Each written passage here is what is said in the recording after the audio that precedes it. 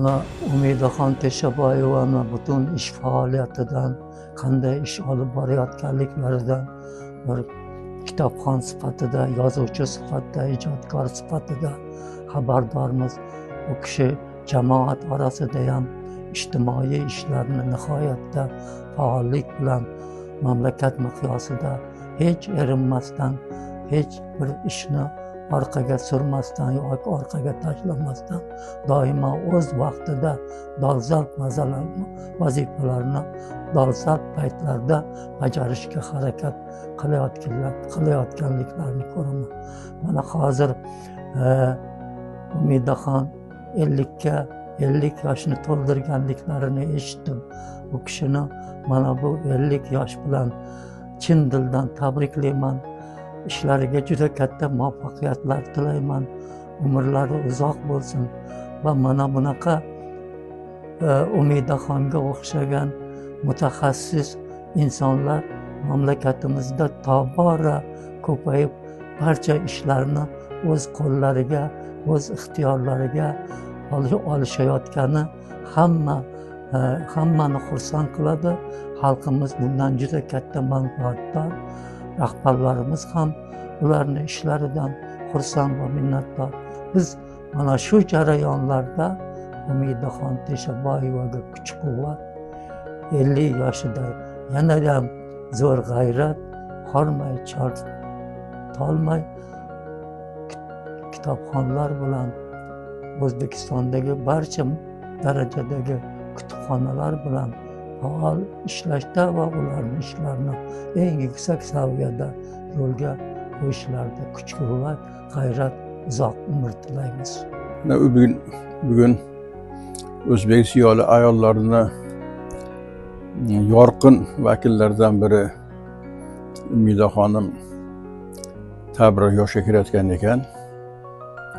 Juda ham mamnunman bir fikr bildirishga.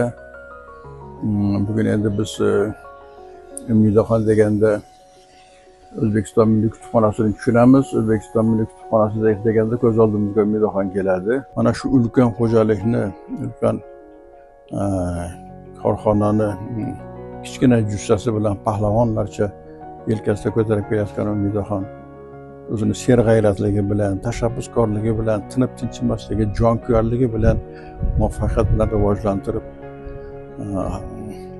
xalqimizda nima deydi, kitobga bo'lgan mehrni, ma'naviyatga bo'lgan muhabbatni kuchaytirishga xizmat qilyapti. Men singlimizni bu yubiley bilan chin qalb bilan tabriklayman. Bunday yubileylar nihoyatda ko'p bo'lishini istayman.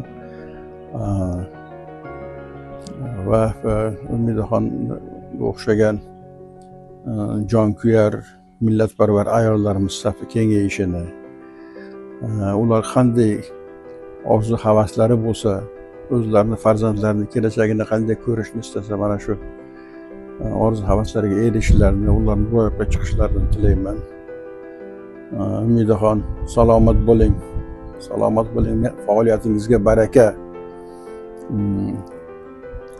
Yana 50 yildan keyin ham mana shunday serg'ayrat, tashabbuskor, jonkuyarligingizcha qoling.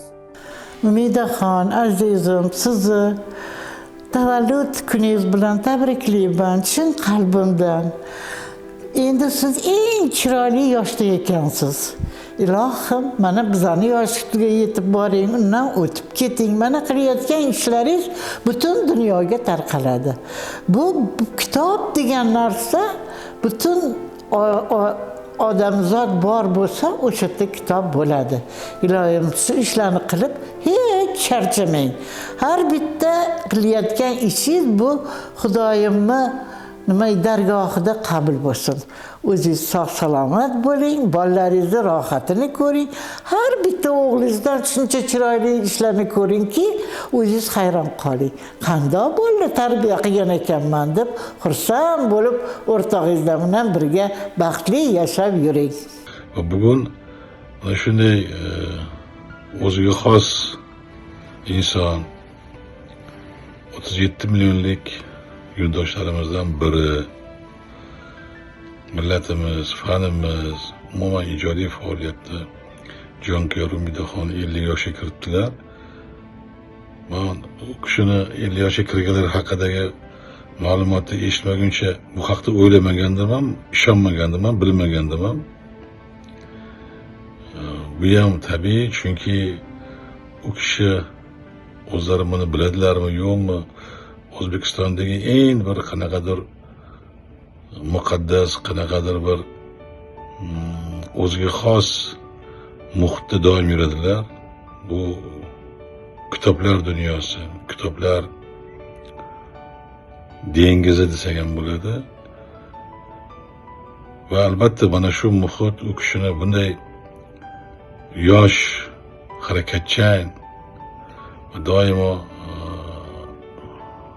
yaxshi kayfiyatda yurishlarida juda katta o'rin tutadi deb o'ylayman. Albatta Milliy kutubxonadek har jihatdan nozik, zarur, barchani ko'z o'ngida bo'lgan muassasani boshqarish oson emas. Mana shunday katta bir bilimlar ummonida ishlab turib, ilm bilan shug'ullanmaslik bu men uchun doim tushunarsiz bo'lib keldi. Mana shu ma'noda Umidaxonni yaqinda va ayniqsa bizning institutimizda nomzodlik ishini yoqlaganlarini men u kishini ham hammamizni yutug'imiz deb bilaman. Albatta 50 yoshga kirganda ham 60, 70, 80, 90, 100 yoshdan albatta qilish kerak. Bu o'ziga xos bir bosqich, har bir insonga beriladigan bir baho. Mana shu ma'noda men Umidaxonga yuksak baho bergan bo'lardim. Va yana bir marta qutlug' yoshlari bilan chin yurakdan tabriklab, u kishiga shu 50 yil davomida qilib kelgan butun mehnatlari, kechgan zahmatlarini, rohatini ko'rib yurishlarini chin yurakdan tilagan bo'lardim. Sog' bo'ling, omon bo'ling. Har bir mamlakatning iqtisodiy quvvati, uning kuchi odatda o'sha mamlakatning oltin zaxirasi bilan o'lchanadi. Lekin mamlakatning ma'naviy quvvati, ma'naviy kuchi birinchi navbatda kutubxonalar bilan o'lchanadi. Bu meni faqat o'zimning fikrim emas, bu haqda donishmandlar juda ko'p.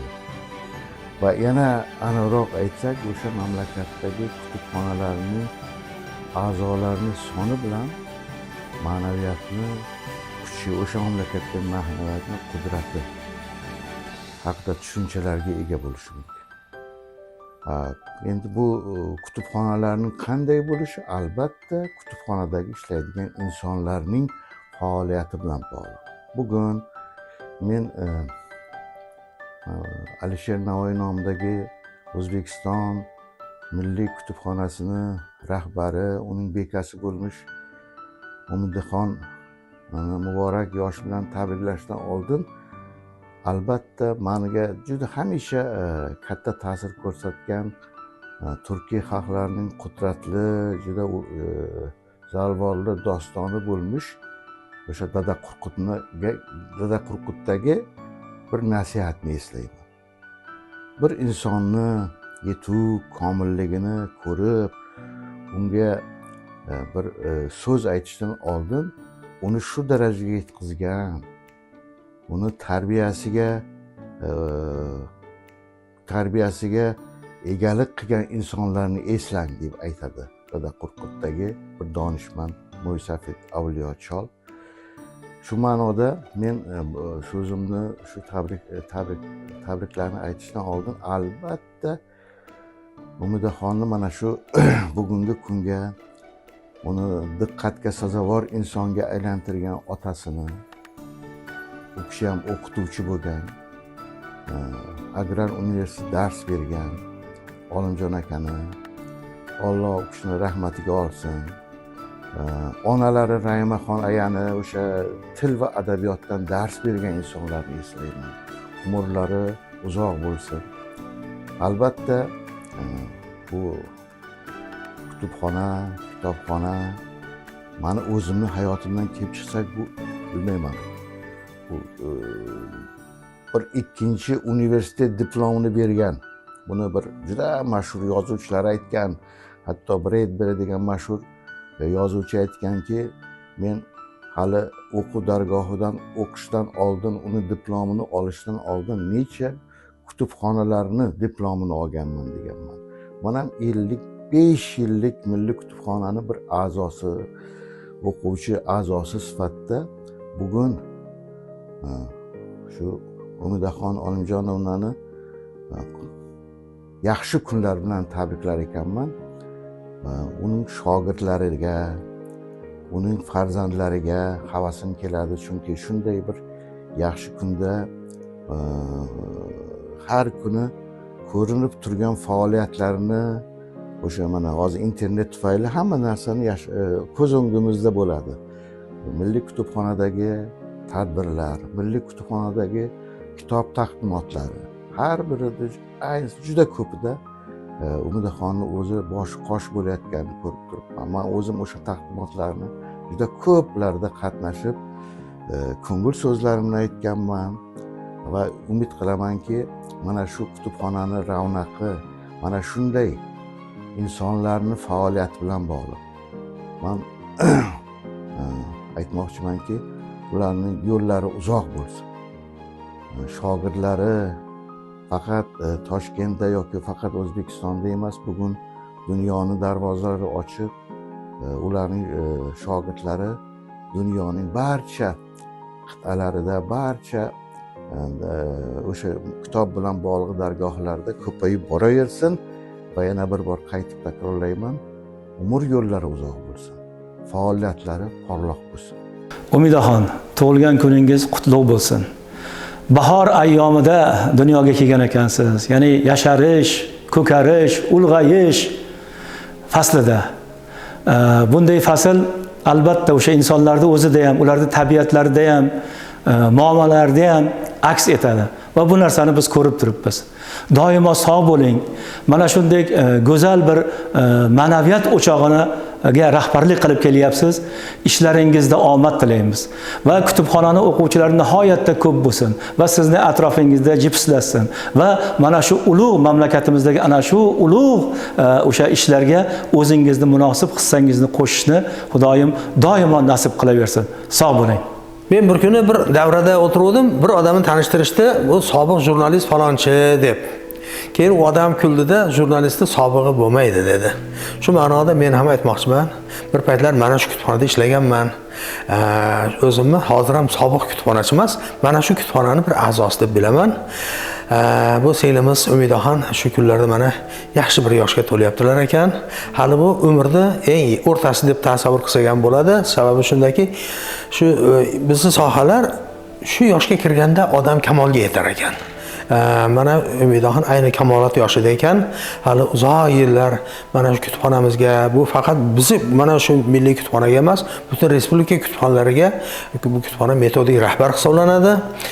Shu butun O'zbekiston kutubxonachilariga, qolaversa Markaziy Osiyo davlatlaridagi kutubxonalarda orasida taniqli inson. Mana shu kamolat yoshiga kirgan Umidaxonga avvalo oilaviy tinchlik, farzand nevaralarning sog'lig'i va mana shu adashmay, yanglishmay butun respublikamizning kutubxonachilarining karvonboshchisi bo'lib uzoq yillar yurishini tilab qolaman. Har bir insonning hayotida o'zini bir ajoyib, yil bo'yi kutgan kunlari bo'ladi.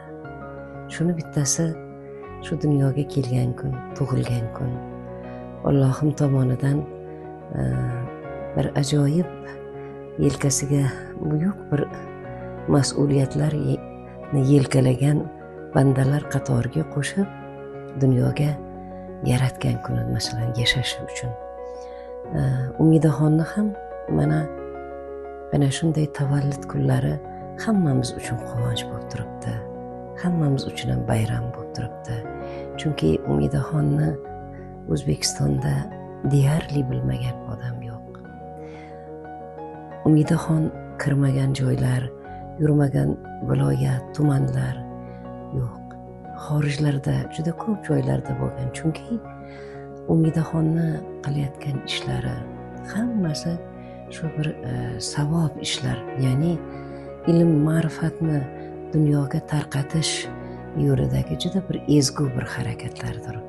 Mana bugungina hozir oldingizdagi o'sha turgan gazeta Hurriyat gazetasida chopilindi. Mani suhbatim Umidaxon bilan birga ilm daryosining miroblari deb ataladi.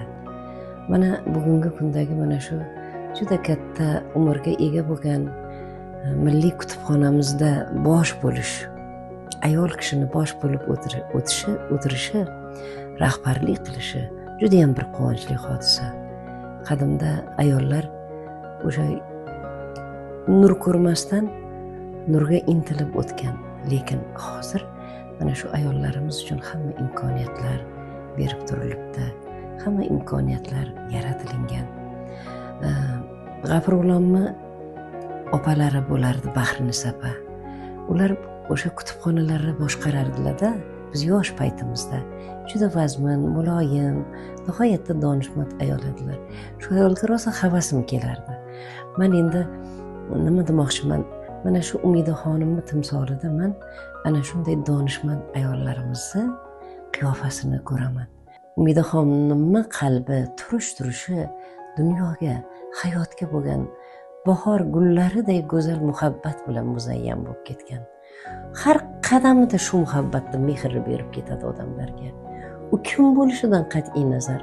Masalan, ular bir qandaydir boyligi uchun, katta amali uchun, boshqa narsalar uchun inson bilan do'st bo'lmaydi. Insonga mehr qo'ymaydi, muhabbat qo'ymaydi. U insonni boricha yaxshi ko'radi. Butun hamma dunyo, masalan, shoh ham, boringki, gado ham Umidaxonim uchun bir xilda. Bunday qalb kimga beriladi? Xudoyimni o'zi sevib yaratgan bandalariga beriladi. Shu ma'noda men Umidaxonim yuzlardan oshib yurishini, jufti bilan ikkalovlari davri davron surishlarini, farzandlari boshlariga toj qilishlarini nihoyatda xohlayman va Xudodan so'rayman. Sira kam bo'lmasinlar, ziyod tarqataversinlar va Umidaxonimday go'zal qizlar dunyoga kelaversin va voyaga yetaversin va mana shu xalqimiz, millatimiz rivoji uchun xizmat qilaversin. Shu niyatlarni tilab qolaman.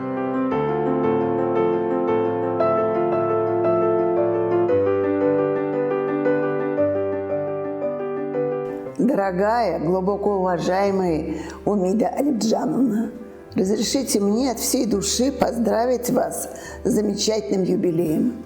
Это значимая дата для любого человека, которая знаменует профессиональную и человеческую зрелость, а также начало чрезвычайно интересного периода жизни, когда и хочешь, и можешь сделать еще больше для своей родины, своего дела, своих близких.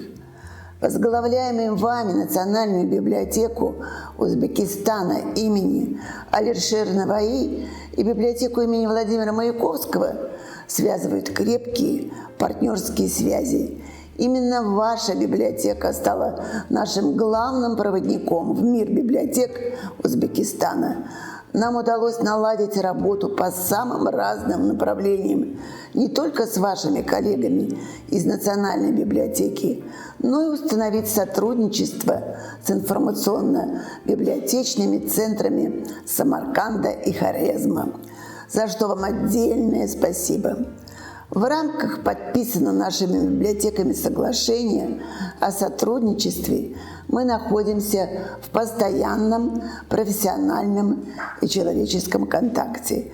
Принимаем участие в значимых мероприятиях друг друга, расширяем возможности наших читателей по изучению истории, культуры и литературы наших стран.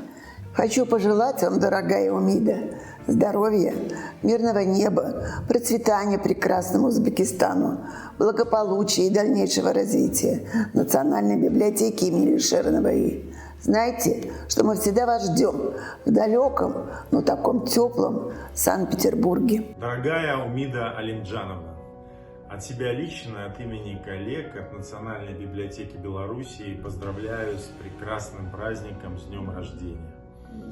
Вы пользуетесь заслуженным авторитетом как опытный руководитель, знающий профессионал и, самое главное, преданный своему делу человек, настоящий энтузиаст.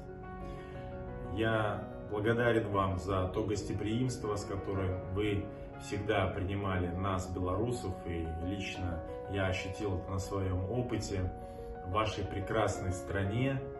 И в этот день хотелось бы пожелать вам счастья, исполнения планов, здоровья, понимания окружающих, ну и, конечно, мы всегда будем вместе. И по-белорусски с днем народжения! Дорогая Умида Алимджановна, цифры обманывают. Мы не очень в них верим, поэтому решили, что надо обратиться к главному. Главное – это ведь книга. Давайте посмотрим, что написано в энциклопедии на букву А. В этот особенный день стоит немного отойти от официальных поздравлений, от пафосных писем высоким стилем, и просто от всей души стоит поздравить с днем рождения Умиду Алимджановну. Удивительного человека с железным стержнем и огромным организаторским талантом. Всем нам очень близка огромная работа по развитию библиотечной сети в Узбекистане, и все всегда восхищаются вашей фантастической работоспособностью и умением успевать везде. Но главное, вот что написано в энциклопедии, но главное, Умида Алимджановна очень обаятельная женщина и наш дорогой друг. Поверьте, мы согласны с этим и очень ценим нашу дружбу. Австро-Венгрия после принятия Конституции... Это следующая статья.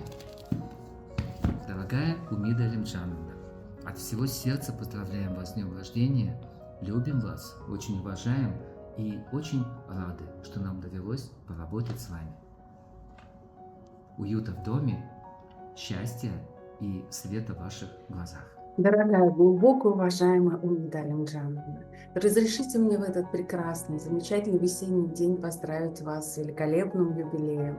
Вы знаете, есть люди как стихотворения, есть люди как замечательные песни, а есть люди, маяки, которые освещают путь в светлое будущее очень многим находящимся рядом с ними людям. Вы для нас такой маяк, потому что именно благодаря вам установились такие теплые и доверительные отношения между библиотекарями России и Узбекистана. Вообще библиотечные системы наших двух стран сейчас делают все возможное, чтобы обеспечить нашим гражданам счастливую жизнь и все необходимое для успешной, плодотворной работы на благо наших замечательных стран. Разрешите мне пожелать вам в этот день личного счастья, крепкого здоровья, неистощимого запаса инновационных библиотечных идей и их успешного воплощения в жизнь, мирного неба над головой и процветания замечательному, гостеприимному Узбекистану. Спасибо вам за вашу неуспокоенность, за вашу энергию, за то, что вы всегда стремитесь узнать что-то новое, поделиться этим с нами. Огромное вам за это спасибо. Кяты Рахмат. И до новых встреч на широких просторах мирового библиотечного дела. Всегда ваша Светлана Горохова. Дорогая, любимая Умида Алимджановна, позвольте вас поздравить с днем рождения. Ну что вам сказать, в армянском языке есть красивое слово «ганнанапур». Вы благоухающая весной женщина, вы весенняя во всех своих отношениях, во всем своем проявлении. Вы везде, во всех библиотеках Узбекистана.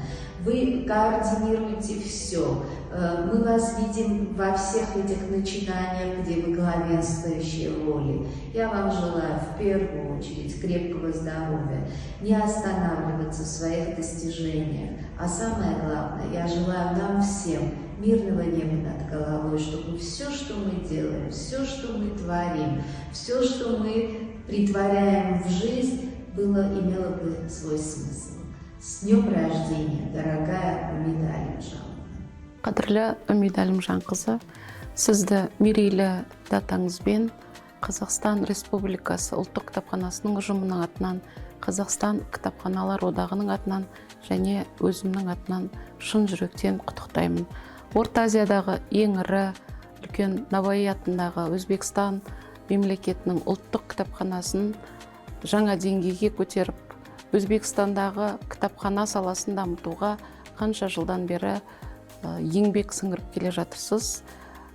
Сіздің кітапхана әлемдік деңгейде үлгілі және технологиясы озған инновациялық автоматтандырылған жүйені іске қосқан бірден бір айтатын кітапхана. Осы орайда сіздің кәсіби шеберлігіңіз халықаралық деңгейге Өзбекстанның кітапхана саласын көтерді деп ойлаймыз. Ары қарайда үлкен мақсаттарға, жетістіктерге жететініңізге сенімдіміз. Сізге шығармашылық табыс, отбасыңызға амандық, ұжымыңызға жетістік тілеймін. Кітапхана кеңістігінде, халықаралық деңгейде әлі де үлкен дүниелер жасайтыныңызға сенімдіміз. 支持乌兹别克斯坦国家图书馆馆长尤米达·特沙巴耶娃理事生日到来之际，首先恭祝您生日快乐！作为合作伙伴，我们期待与乌兹别克斯坦国家图书馆加强合作，共同推进中国与乌兹别克斯坦的文化交流。再次祝尤米达·特沙巴耶娃馆长万事如意，天天开心。 Дорогая Умида Алимжановна, примите искренние и теплые поздравления с юбилеем. От имени Российской национальной библиотеки желаю вам вдохновения, энергии, успехов в вашей многосторонней деятельности, понимания и поддержки коллег, здоровья вам и вашим близким. Такие качества, как отзывчивость, мудрость, понимание, снискали заслуженный авторитет и уважение среди ваших коллег и читателей. Под вашим чутким руководством библиотека стала национальным информационным центром, настоящей хранительницей культурных ценностей. Счастье, когда такой человек, как вы, возглавляет национальную библиотеку. Это не только залог успешного развития, но и возможность повлиять на культурную жизнь страны, на просвещение всего народа, на климат межгосударственных отношений. Желаю вам на долгие годы сохранения энтузиазма, энергии, радости, которая отличает вас. Пусть осуществлятся все ваши мечты, а любые жизненные повороты будут проходиться легко и счастливо. Счастья вам, радости, добра и благополучия. Многоуважаемая, дорогая Умида Алимджановна, примите самые искренние, сердечные поздравления от всего коллектива Российской государственной детской библиотеки и лично от нашего директора Марии Александровны Веденяпиной. Ваш профессиональный путь от библиотекаря до директора крупнейшей в мире национальной библиотеки имени Алишера Наваи – это ярчайший пример преданности любимому делу и развитию библиотечной сферы в целом. Мы очень гордимся дружбой с вами и благодарим вас за сотрудничество с нашей библиотекой. Под вашим руководством Национальная библиотека Узбекистана имени Алишера Наваи активно развивается и становится настоящим центром притяжения для всех, кто ценит знания и культуру. Играет ключевую роль в формировании интеллектуального и духовного потенциала узбекской нации. Мы особенно благодарны вам за поддержку в учреждении национальной секции Узбекистана в Международном совете по детской книге. Это очень дальновидное, правильное и актуальное решение для нашего времени. И, конечно, не можем не пожелать вам семейного счастья, всегда оставаться такой яркой, такой необыкновенной, такой активной, улыбчивой, умный, деловой, с вами приятно и работать, и дружить. И каждая встреча на узбекской земле, в многочисленных наших командировках, в работе в рамках библиотечной ассоциации Евразии – это радость и большое профессиональное удовольствие. С днем рождения, дорогая Умида Алимджановна. Дорогая Умида Алимджановна, я рада приветствовать вас из Центра российской науки города Новосибирска. От себя лично и от всего коллектива ГПНТБ «Суран» примите самые сердечные поздравления по случаю вашего юбилея. Вы, бесспорно, достойны восхищения. На ваших хрупких плечах лежат ответственные и сложные задачи, связанные с обеспечением работы крупнейшей библиотеки Центральной Азии, Национальной библиотеки имени Алишера Наваи и всей библиотечной сети Республики Узбекистан. Мы очень ценим нашу дружбу и сотрудничество с вами. Ваше гостеприимство и душевная теплота не знают границ. Каждый раз, когда мы с коллегами приезжаем к вам на конференцию, мы поражаемся уровнем качества информационно-библиотечного обслуживания в библиотеках Узбекистана.